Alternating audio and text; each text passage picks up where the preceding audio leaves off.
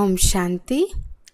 ఈరోజు Murali date 9 November 2024.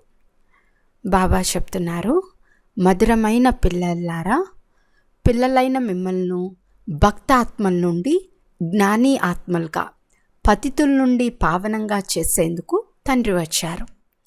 ప్రశ్న: జ్ఞానయుక్తమైన పిల్లలు ఎల్లప్పుడూ ఏ చింతనలో ఉంటారు?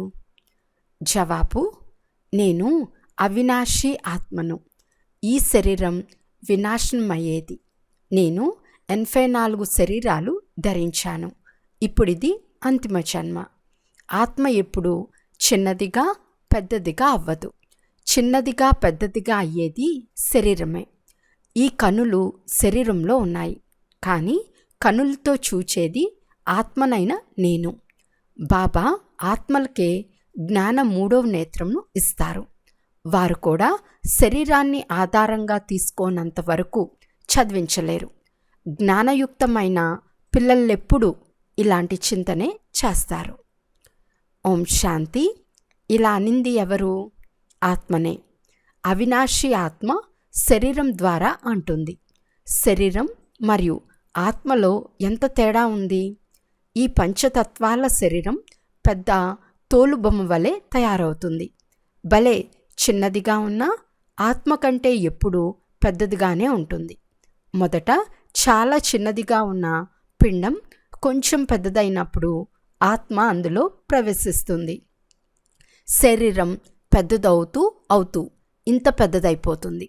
ఆత్మ చైతన్యమైనది కదా. ఆత్మ ప్రవేశించినంత వరకు శరీరం దేనికి పనికిరాదు. ఎంతో గొప్ప తేడా ఉంది. మాట్లాడేది నడిచేది కూడా ఆత్మనే. అది ఎంతో సూక్ష్మమైన బిందు.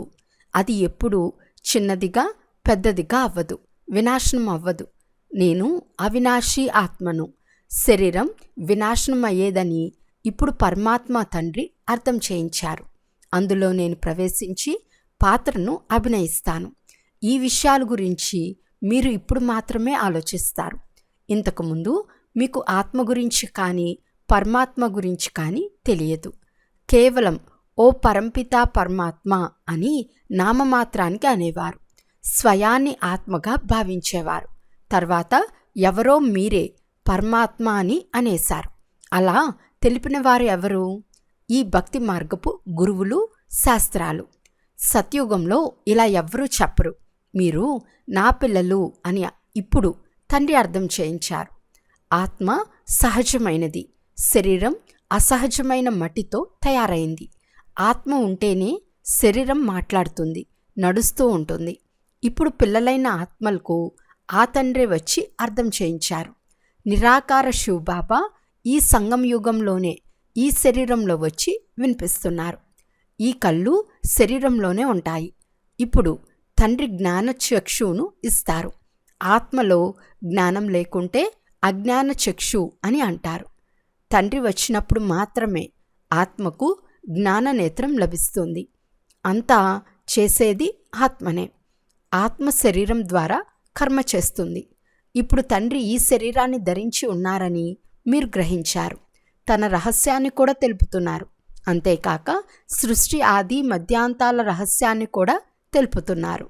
నాటకాన్ని గురించిన సంపూర్ణ జ్ఞానంను కూడా ఇస్తున్నారు. మొదట మీకు కూడా ఏమీ తెలిసేది కాదు. అవును, ఇది నాటకమే. సృష్టి చక్రం తిరుగుతూ ఉంది, కానీ ఎలా తిరుగుతూ ఉందో ఎవరికీ తెలియదు. రచయిత రచనల ఆది మధ్యాంతాల జ్ఞానం ఇప్పుడు మాత్రమే మీకు లభిస్తుంది. మిగిలినంతా భక్తియే. తండ్రియే వచ్చి మిమ్మల్ని జ్ఞాని ఆత్మలుగా చేస్తున్నారు. మొదట మీరు భక్త ఆత్మలుగా ఉండేవారు. ఆత్మలైన మీరు భక్తి చేసేవారు. మీరిప్పుడు జ్ఞానంను వింటున్నారు. భక్తిని అంధకారమని అంటారు. భక్తి ద్వారా భగవంతుడు లభిస్తారని అనరు. భక్తి పాత్ర మరియు జ్ఞాన పాత్ర కూడా ఉందని తండ్రి అర్థం చేయించారు. భక్తి చేయనప్పుడు ఏ సుఖము లభించలేదని మీకు తెలుసు. భక్తి చేస్తూ మోసపోతూ ఉండేవారు. తండ్రి కోసం అన్వేషిస్తూ ఉండేవారు. యజ్ఞ తపాలు, దాన పుణ్యాలు మొదలైనవి చేస్తూ వెతుకుతూ మోసపోతూ అలసిపోయి విసిగిపోతారని మీరు అర్థం చేసుకున్నారు. దిగజారారు కనుక తమో ప్రధానంగా అయిపోయారు. అసత్య పనులు చేసి చీచీగా తయారవుతారు. పతితులుగా కూడా అయ్యారు. పావనంగా అయ్యేందుకు భక్తి చేశారని కాదు. భగవంతుని ద్వారా పావనంగా అవ్వకుండా మనం పావన ప్రపంచానికి వెళ్ళలేము. పావనంగా అవ్వకుండా భగవంతునితో కలవలేము. అందుకే వచ్చి పావనంగా చేయమని భగవంతుని వేడుకుంటారు. పతితులే పావనంగా అయ్యేందుకు భగవంతునితో మిల్లం చేస్తారు. పావనులతో భగవంతుడు కలవరు. సత్యుగంలోని లక్ష్మీనారాయణులతో భగవంతుడు మిల్లం చేస్తారా? భగవంతుడే వచ్చి పతితులైన మిమ్మల్ని పావనంగా చేస్తారు. తర్వాత మీరు ఈ శరీరాన్ని వదిలేస్తారు. పావనంగా అయితే ఈ తమోప్రధాన పతిత సృష్టిలో ఉండలేరు. తండ్రి మిమ్మల్ని పావనంగా చేసి అదృశ్యమైపోతారు. డ్రామాలో వారి పాత్రే అద్భుతమైనది. ఈ కనులకు ఆత్మ కనిపించదు. ఒకవేళ ఆత్మ సాక్షాత్కారమైన అర్థం చేసుకోలేరు. వీరు ఫలానా వారు అని అందరి గురించి తెలుసుకోగలరు, స్మృతిస్తారు. ఫలానా వారిది చైతన్యంలో సాక్షాత్కారం చేసుకోవాలని కోరుకుంటారు. ఇంకేమీ లక్ష్యం పెట్టరు. సరే, చైతన్యంగా సాక్షాత్కారం అవుతారనుకోండి. ఆ తర్వాత ఏమవుతుంది? సాక్షాత్కారమై మళ్ళీ అదృశ్యమైపోతారు. అల్పకాల క్షణభంగూర సుఖం పొందే ఆశ పూర్తవుతుంది. దాన్ని అల్పకాల క్షణభంగూర సుఖమని అంటారు. సాక్షాత్కారం అవ్వాలనే కోరిక ఉండేది, అది పూర్తయింది. కానీ అక్కడ ముఖ్యమైన విషయం ఏమిటి అంటే, పతితుల నుండి పావనంగా అయితే దేవతలుగా అవుతారు, అనగా స్వర్గంలోకి వెళ్తారు. శాస్త్రాల్లో కల్పం లక్షల సంవత్సరాలని రాసిస్తారు. కలియుగం ఇంకా 40,000 సంవత్సరాలుందని భావిస్తారు. కానీ వాస్తవానికి కల్పమంతా కలిసి 5,000 సంవత్సరాలే అని తండ్రి తెలిపిస్తున్నారు. కనుక మానవులు అంధకారంలో ఉన్నారు కదా, దీనినే గాఢ అంధకారమని అంటారు. జ్ఞానం ఎవ్వరిలోనూ లేదు. అదంతా భక్తి. రావణుడు వచ్చినప్పటి నుండే భక్తి ప్రారంభమైంది. తండ్రి జ్ఞానంతో వస్తారు. తండ్రి నుండి ఒక్కసారి మాత్రమే జ్ఞాన వారసత్వం లభిస్తుంది. పదే పదే లభించదు. అక్కడ మీరు ఎవ్వరికీ జ్ఞానం ఇవ్వరు, అవసరమే లేదు. అజ్ఞానంలో ఉన్నవారికే జ్ఞానం లభిస్తుంది. తండ్రిని గురించి ఎవ్వరికీ తెలియదు. వారిని నిందించకుండా మాట్లాడరు. ఈ విషయం కూడా పిల్లలైన మీరిప్పుడు తెలుసుకున్నారు. ఈశ్వరుడు సర్వవ్యాపి కాదని మీరంటారు. వారు ఆత్మలైన మనకు తండ్రి, వారేమో పరమాత్మ, రాళ్ళు రెప్పల్లో ఉన్నారని అంటారు. భక్తి పూర్తిగా భిన్నమైందని, అందులో జ్ఞానం కొద్దిగా కూడా లేదని పిల్లలైన మీరు చాలా బాగా అర్థం చేసుకున్నారు. సమయం పూర్తిగా మారిపోతుంది. భగవంతుని పేరు కూడా మారిపోతుంది. తర్వాత మనుషుల పేరు కూడా మారిపోతుంది. మొదట దేవతలు, తర్వాత క్షత్రియులు, వైశ్యులు, శూద్రులు అని అంటారు. వారు దైవీ గుణాలు గల మానవులు. వీరు అసురీ గుణాలు ఉండే మనుషులు. పూర్తి చీచీగా ఉన్నారు. గురునానక్ కూడా పరమాత్ముని అశంక చోర్ అని అన్నారు. మనుషులెవరినైనా కోరికలు దొంగ అని అంటే వెంటనే ఎందుకు ఇలా తిడుతున్నారు అని అంటారు. ఇవన్నీ అసురీ సాంప్రదాయాలని తండ్రి అంటున్నారు. రావణ సాంప్రదాయం ఏదో, రాముని సాంప్రదాయం ఏదో తండ్రి మీకు స్పష్టపరిచి తెలుపుతున్నారు. గాంధీజీ కూడా మాకు రామరాజ్యం కావాలని అనేవారు. రామరాజ్యంలో అందరూ నిర్వికారులుగా ఉంటారు. రావణ రాజ్యంలోని వారంతా వికారులుగా ఉన్నారు. దీని పేరే వైశ్యాలయం, రౌరవ నరకం కదా. ఇప్పటి మానవులు విషయ వైతరణి నదిలో పడి ఉన్నారు. మనుషులు, జంతువులు అందరూ సమానంగా ఉన్నారు. మనుషులకు ఏ మహిమ లేదు. 5 వికారాలపై పిల్లలైన మీరు విషయం పొంది మనుషుల నుండి దేవతా పదవిని పొందుతారు. మిగిలిన వారంతా సమాప్తమైపోతారు. దేవతలను సంపూర్ణ నిర్వికారులు అని, అసురులను సంపూర్ణ వికారులు అని అంటారు. వారు 16 కళ సంపూర్ణులు. మీరు ఏ కళలు లేనివారు. అందరూ కళా విహీనమైన వారు. ఇప్పుడు తండ్రి కూర్చుని పిల్లలకు అర్థం చేయిస్తున్నారు. పాత అసురీ ప్రపంచాన్ని పరివర్తన చేసేందుకు తండ్రి వస్తారు. రావణ రాజ్యపు వైశ్యాలయంను శివాలయంగా చేస్తారు. వారు ఇక్కడే త్రిమూర్తి భవనం, త్రిమూర్తి మార్గం అని పేర్లు పెట్టారు. ఇంతకుముందు ఈ పేర్లేవి ఉండేవి కావు. ఇప్పుడేం జరగాలి? ఈ మొత్తం ప్రపంచమంతా ఎవరిది? పరమాత్మదే కదా. పరమాత్మని ప్రపంచం అర్ధకల్పం పవిత్రంగా, అర్ధకల్పం అపవిత్రంగా ఉంటుంది. సృష్టికర్త అని బాబాకే చెప్తారు కదా. కనుక ఈ ప్రపంచం వారిదే కదా. యజమాని నేనే అని తండ్రి అంటున్నారు. నేను బీజ రూపాన్ని, చైతన్యాన్ని, జ్ఞానసాగరును. నాలో పూర్తి జ్ఞానమంతా ఉంది. మరెవ్వరిలోనూ ఈ జ్ఞానం లేదు. ఈ సృష్టి ఆది మధ్యాంతాల జ్ఞానం బాబాలోనే ఉందని మీరు తెలుసుకోగలరు. మిగిలినవన్నీ కట్టుకథలే, ప్రలోభాలే, ప్రగల్భాలే.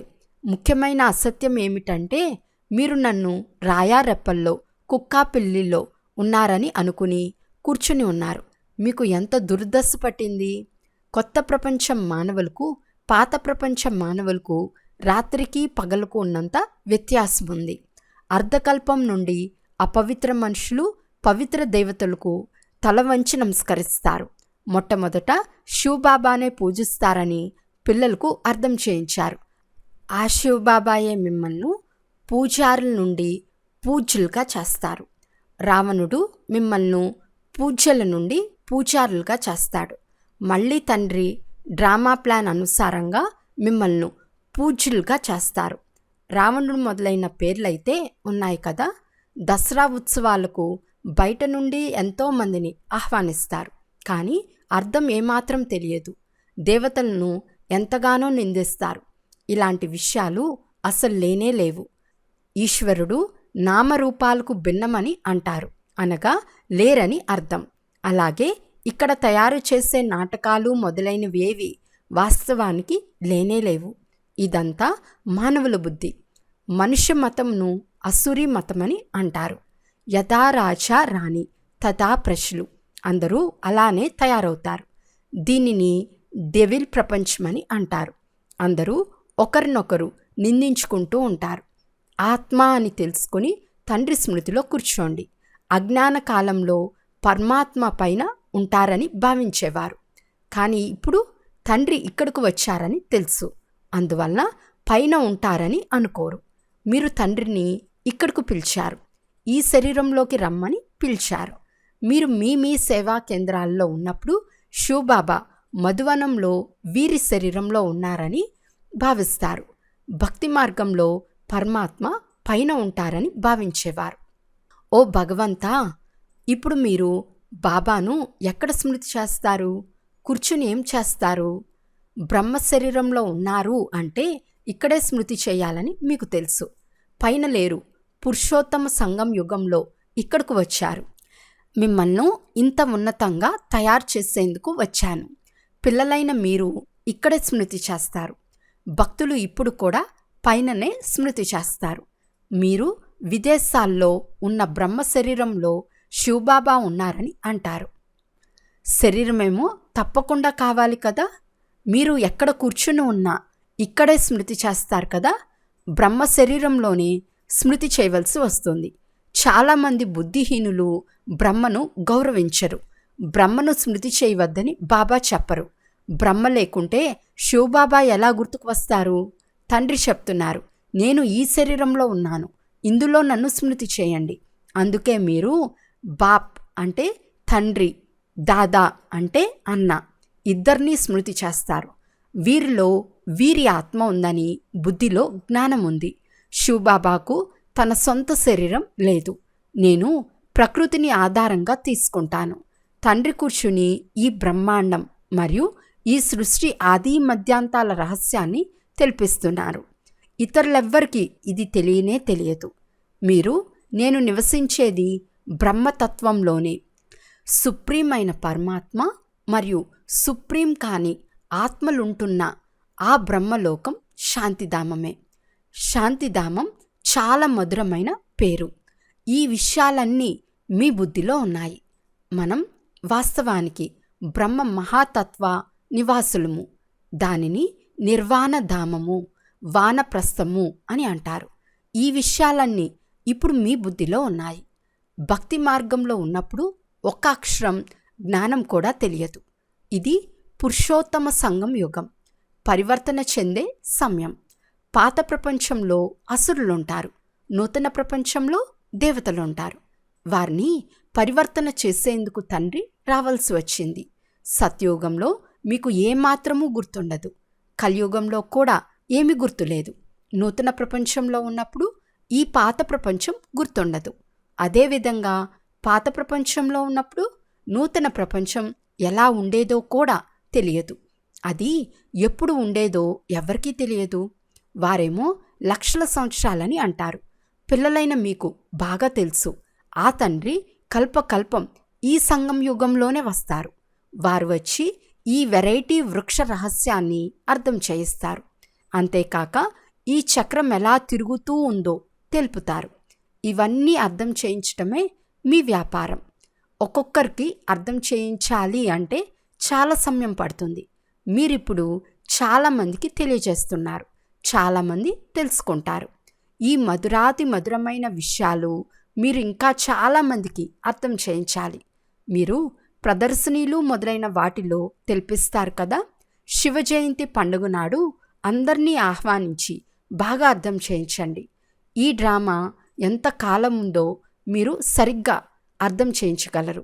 ఇవన్నీ టాపిక్లు. నేనే ఇదంతా మీకు తెలుపుచున్నాను. మీకు తండ్రి తెలిపే జ్ఞానం వలన మీరు దేవతలుగా తయారవుతారు. మీరు అర్థం చేసుకుని దేవతలుగా అవుతారో అలా ఇతరులు కూడా తయారు చేస్తారు. తండ్రి మనకు ఈ విషయాలు అర్థం చేయించారు. మనం ఎవరిని నిందించం. జ్ఞానాన్ని సద్గతి మార్గమని, ఒక సద్గురువు మాత్రమే ఆవలి తీరానికి దాటించేవారని మనం తెలుపుతాము. ఇటువంటి ముఖ్యమైన పాయింట్లు వెలికి తీసి అర్థం చేయించండి. ఈ జ్ఞానమునంతా తండ్రి తప్ప ఇతరులెవ్వరూ ఇవ్వలేరు. అచ్చా, మధురాతి మధురమైన అపురూపమైన పిల్లలకు మాతాపిత బాప్దాదాల ప్రియ స్మృతులు మరియు గుడ్ మార్నింగ్. ఆత్మీక పిల్లలకు ఆత్మీక తండ్రి నమస్తే.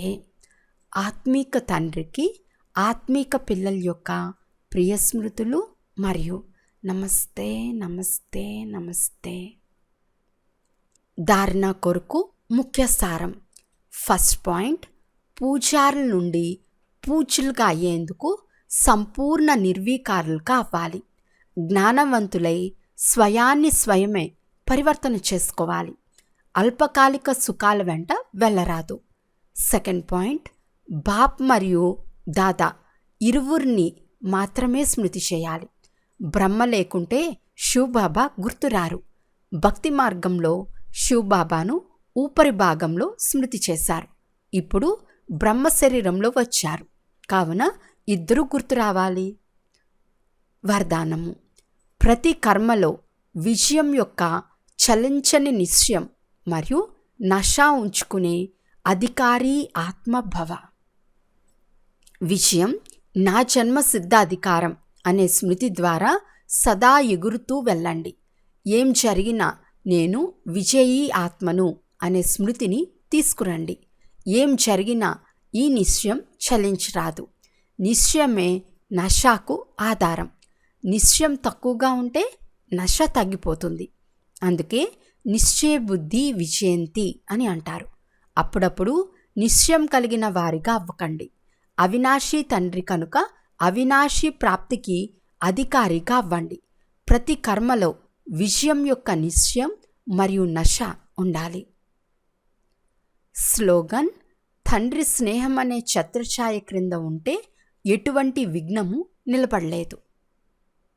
అచ్చా, ఓం శాంతి.